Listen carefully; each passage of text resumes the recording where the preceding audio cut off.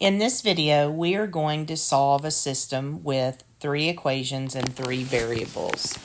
So, step 1 is you want to decide which one of the 3 variables you want to get rid of in your system of equations. That choice is really up to you. I think I'll just go with the x's since they come first, but it's really up to you. And then you're going to take 2 different equations, 2 sets of those, and get rid of that variable. So I'm going to start with just the top 2 equations. And if I'm wanting to get rid of x, notice that my coefficients are a positive 1 in both cases. So I need to come in and multiply either of the 2 equations by a factor of -1 so that I can set it up for the x's to cancel. So in this case, my top equation will stay. My bottom equation becomes -x plus 2y plus z is equal to -13. And so that is going to get rid of my x's. Y plus 2y is 3y, z plus z is 2z, and -3 plus -13 is -16. Now I'm going to do the same thing using 2 different equations. You can either use equation 1 and 3 or 2 and 3. I'll just take 2 and 3. So x minus 2y minus z is equal to 13. And then positive 2x minus y minus 2z is equal to 8. The key is you've got to cancel the same variable that you did in step 1.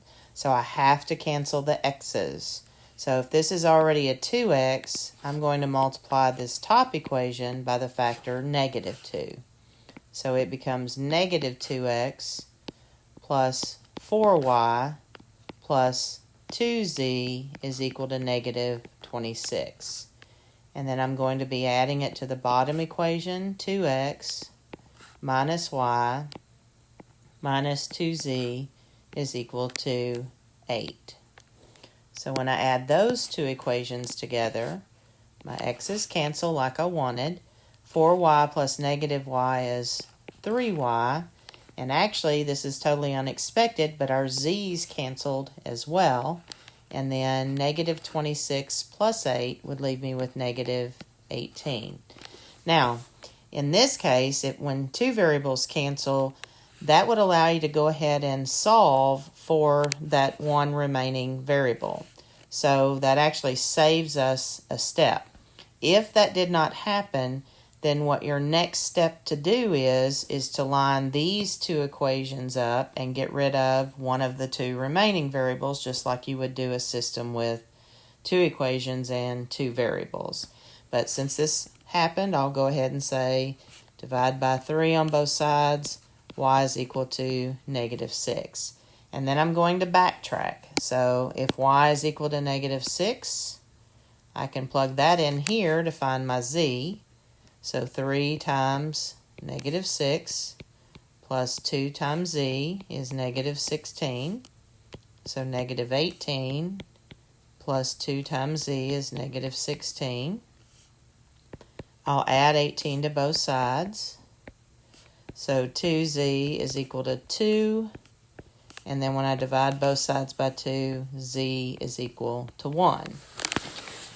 All right, and then finally, we have to go about and we've got to find the x. So now using my y value and my z value, I will plug back into any of the original equations to find my x. I'm just going to take the top one. So x plus my y value of -6 plus my z value of +1 has to equal -3. So this would become x minus 5 equals -3. And if I add 5 to both sides, x is 2. And so we write our ordered pair as we write our solution as an ordered triplet in alphabetical order. X comes first, y comes next, and z comes last. So that is the solution to that particular system. Okay, so here's another one. You'll notice there are already some variables missing. The key is when you start with 3 equations with 3 variables, you need to get it down to 2 equations with only 2 variables. So since I noticed that this top equation has a x and a y, then I need another equation that only has an x and a y. So in order to accomplish that, I'll take the other 2 equations and I will get rid of the z. So if I take y minus 2z is equal to negative 3, and then I take my x minus 2y plus z is equal to positive 3. Remember, my focus is getting rid of the z so that I have this top equation and my new equation with only variables x and y. So in order to get rid of the z, since I already have a coefficient of negative 2 here, I'm going to multiply this bottom equation by a factor of positive 2. So my top equation stays y minus 2z is negative 3. My bottom equation becomes 2x minus 4y plus 2z is equal to 6. And so when I add those together, the z's are gone, which is what I wanted. I have a 2x minus a 3y is equal to positive 3.